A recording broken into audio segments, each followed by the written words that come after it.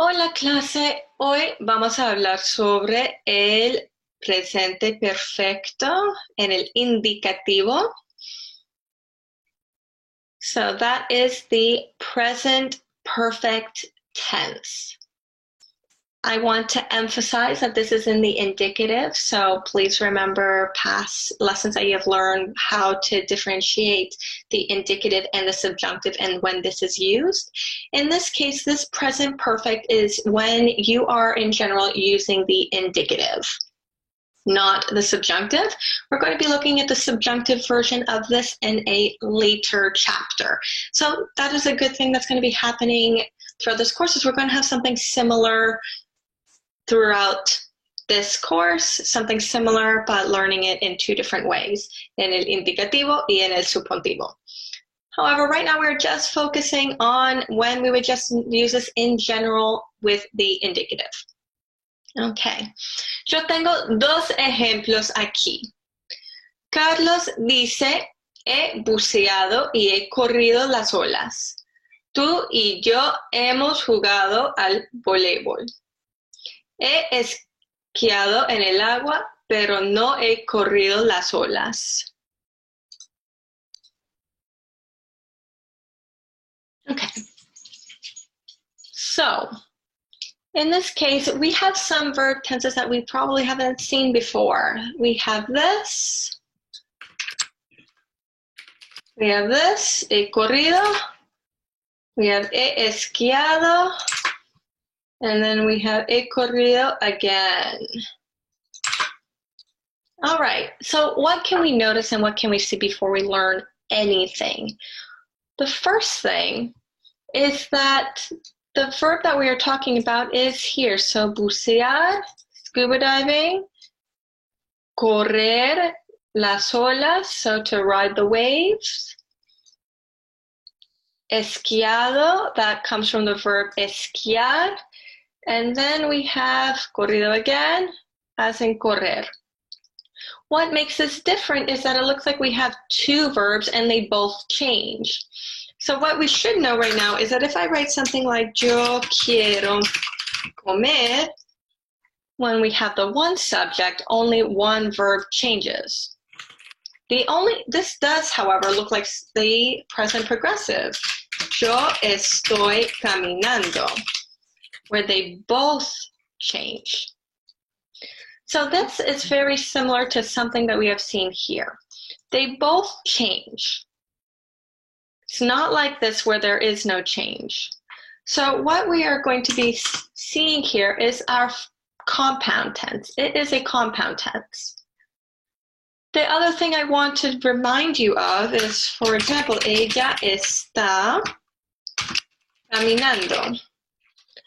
This part here is never changing. What is changing is the estar here. So yo estoy. Estoy is conjugating with the yo, and the está is conjugating with ella. But this form here does not change. Caminando is never going to change.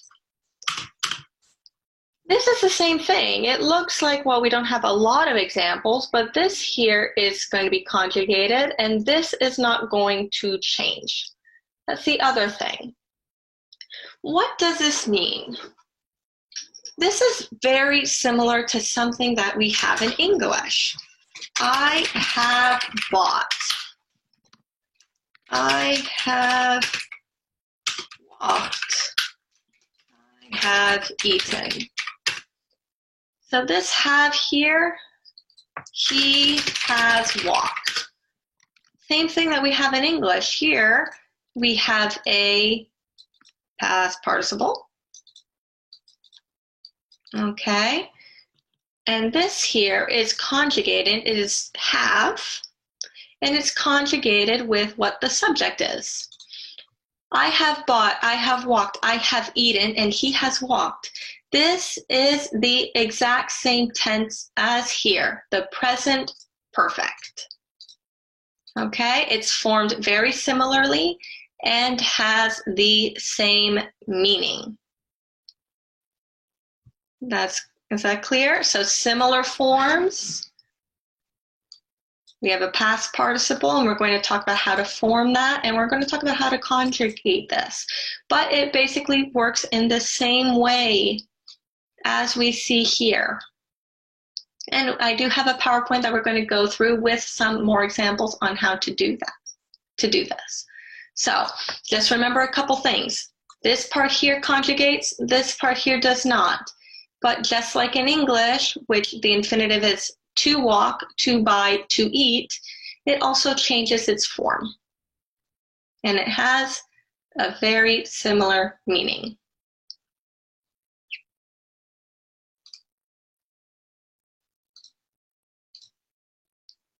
Okay. Aquí tenemos más ejemplos. He corrido las olas, same example as we've seen. I have ridden the waves. Tú y yo, so you and I, we, hemos jugado a fútbol. He esquiado, I've skied, en el agua, pero no he corrido las olas.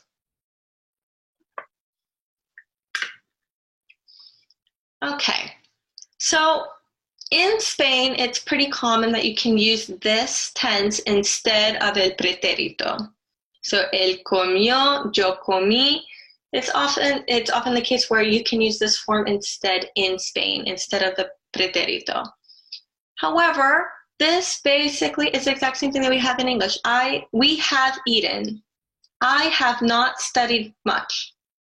Notice here, we have the no in front. We don't have it in between. This is a compound tense. What I want you to think about with a compound tense is nothing is going to split the two apart. They're always going to be together. You could have, I have not studied it. No lo he estudiado mucho. You would not say no he lo estudiado. It would always be here in the front. Okay, always in the front. So basically, if you want a specific grammar explanation, it is unlike the pretérito because the pretérito is very tied in the past, right? It's a specific time period, which is not, okay, it has a specific time period, yo comí a las 8. This is just saying at some point it has happened. We have eaten. But there's no specific time period. But just to keep it simple for you, it's basically almost the exact same thing as in English with very few cases.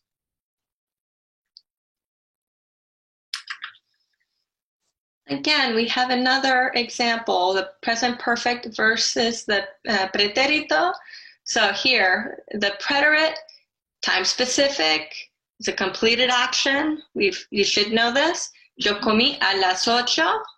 I want to be very specific with my timing. Whereas the present perfect, I could say yo he comido, which means I have eaten. So the first part of our compound tense is the auxiliary verb, which is haber. We have seen haber before with the verb I. There is I, that is haber. It's just a specialized form of it. Do not confuse haber with tener. Tener is for possession. Okay, yo tengo un perro. Very different. Whereas with haber, it's only going to be used with these compound tenses. So, we have haber with a past participle. We're going to have to conjugate this haber. And then we're going to have to form the past participle. So the past participle is you have to get the verb in the infinitive. Let's take the example comer. We have an ER with comer, an ER or an IR. What would happen is we remove the ER and the IR, and we add ido. Comido. Por ejemplo, podemos tener leído. Okay? With AR, we do the same thing. We remove the AR and we add ado, hablado. Yo he hablado con ella.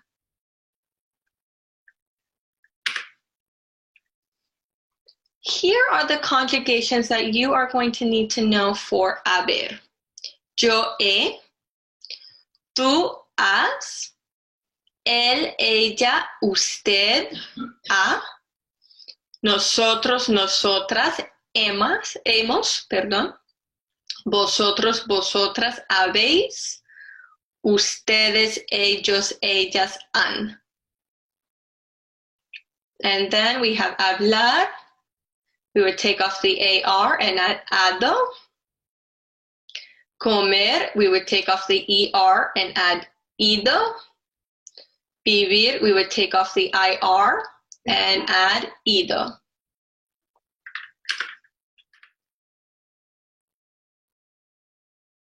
Now,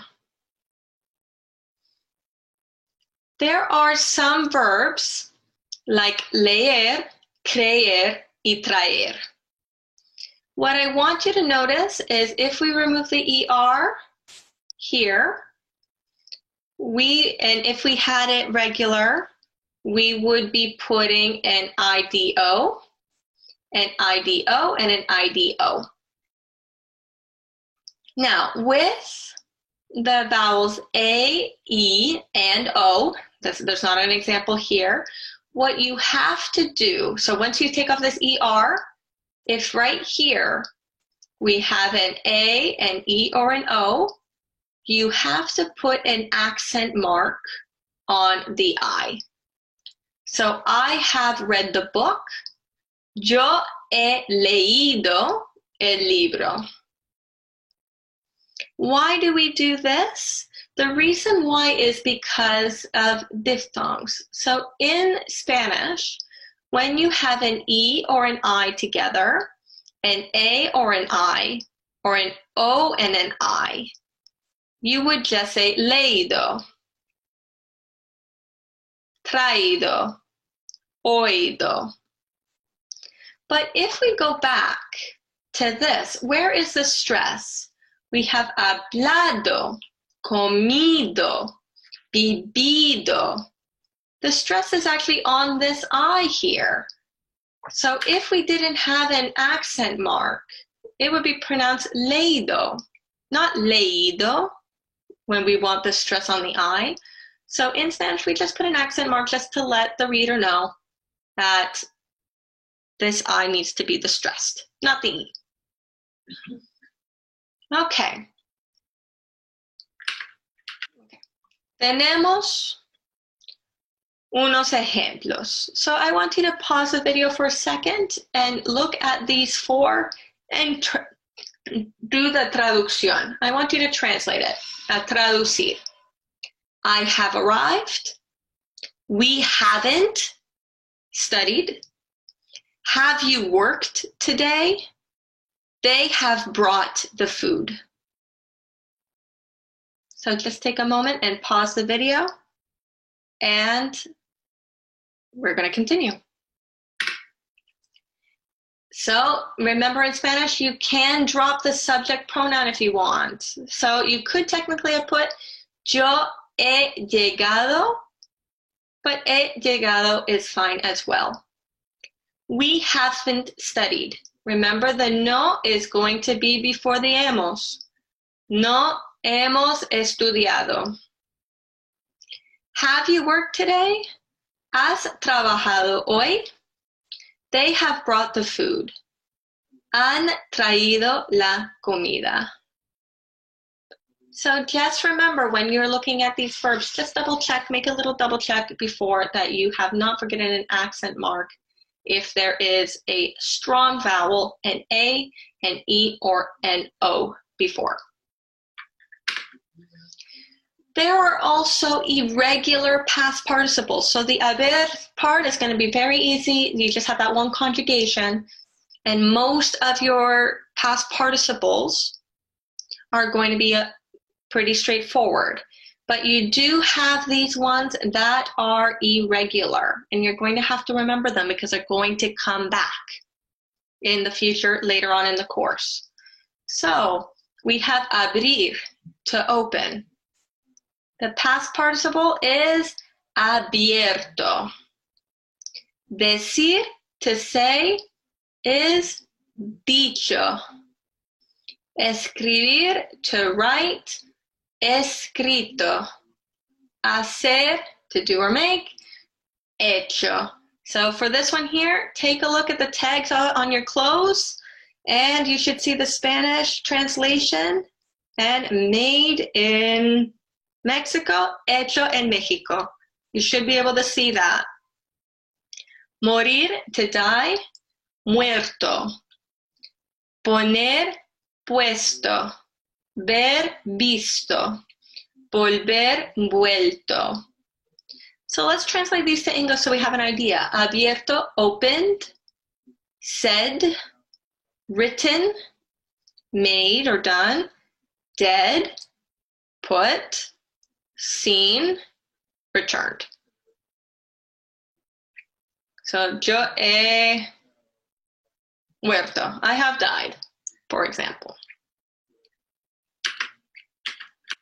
So, tenemos una actividad that I want you to try. So we have some conjugations here. Please pause the video and try to do them on your own before you get the answers. Un grupo de amigos fue a las islas de la bahía para celebrar su graduación. Una persona escribió este correo electrónico sobre las actividades que han hecho. They have done. Modelo, yo he hecho mucho ejercicio aquí. I have done a lot of exercise here. Pause the video y vamos a continuar. Yo he nadado en la piscina del hotel. I have swum in the pool of the hotel. Y he jugado al tenis con Francisco. And I have played tennis with Francisco. Él ha montado en bicicleta 2 veces esta semana. He has ridden his bike 2 times this week. So there is one thing in your textbook that has not been discussed here that I want to go through with you, and it is important. Past participles can also be adjectives. So we have seen adjectives such as lento, right?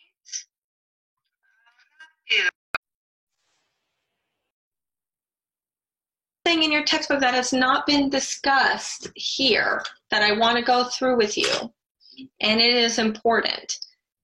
Past participles can also be adjectives. So we have seen adjectives such as lento, right? Rápido.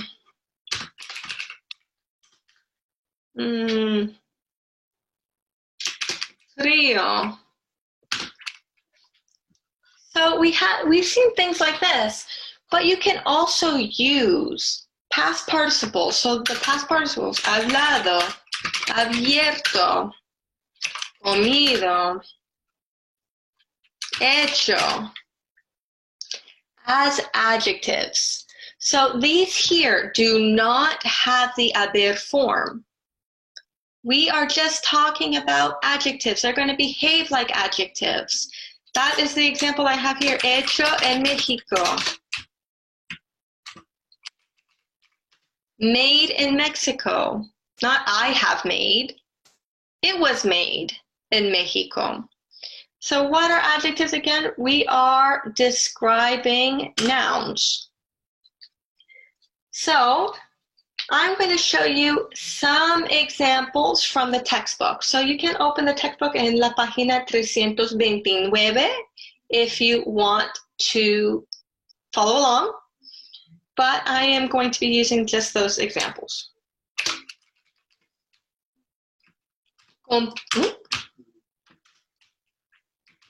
Compré una hamaca hecha en Nicaragua.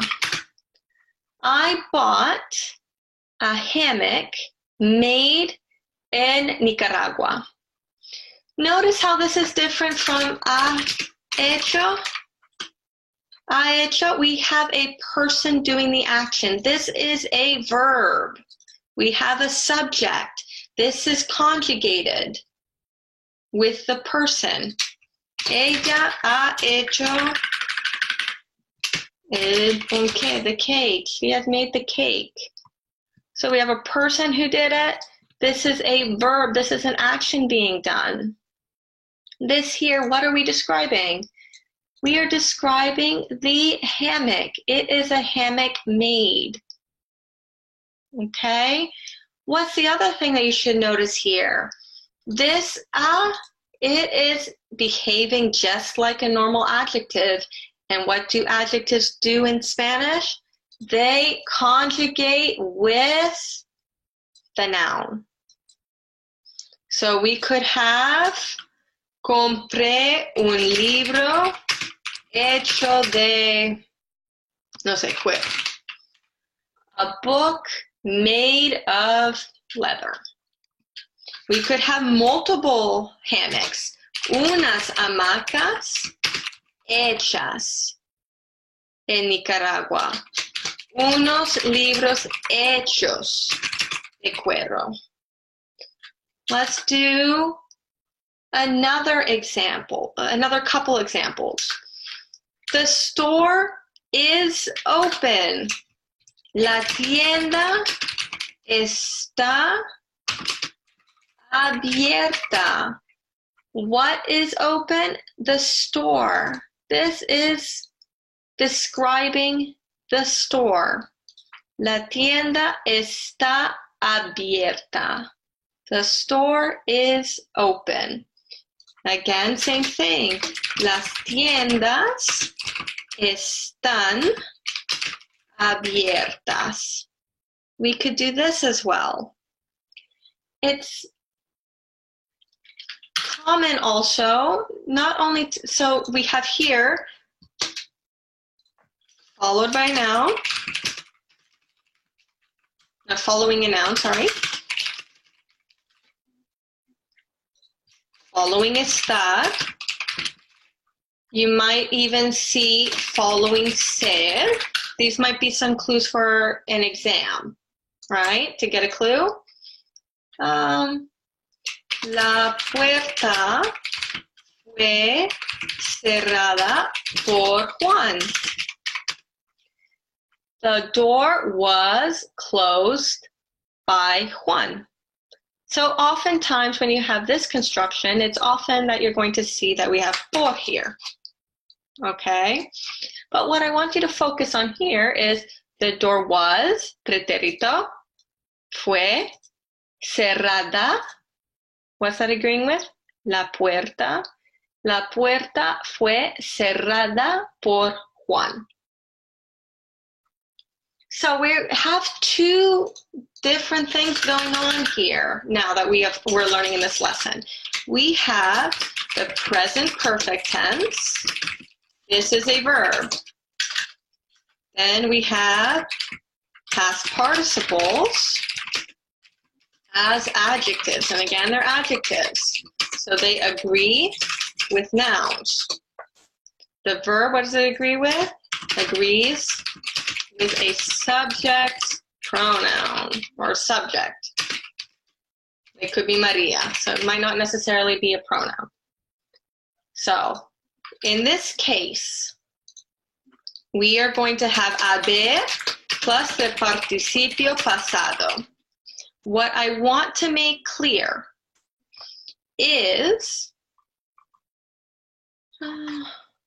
when we have something like ella ha hecho el ponqué, does this change? It does not change. This is ella, it's her. But this is not changing. And it's not changing because this is a verb And a verb does not change depending on the subject's gender. Never does. So when you have the present perfect tense, when you're treating this as a verb, you are not changing this O. It's always going to be an O. The only thing you are changing is the A. Okay? So this is the participio pasado. That's just the raw form. No changes need to be made. Whereas when we are using a past participle as an adjective, adjectives agree with nouns. So now we have las puertas cerradas. Okay, so in general, this is not a verb. The door is not doing anything. The door is not closing itself or anything like this. We're just saying the door is closed. We're at a state. Nothing's happening. Nothing's moving. So we have here cerradas, and this is now behaving as an adjective, and adjectives in Spanish agree with it now. So these are the two forms that you are expected to learn. You're expected to be able to form the present perfect tense and do these adjectives. What's in common between the two is the use of the participio pasado, the past participle.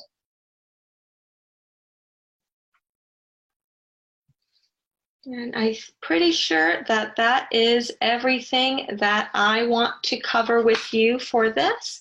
So we will be practicing this again throughout. And if you have any questions, just feel free to email me. Gracias. Ciao.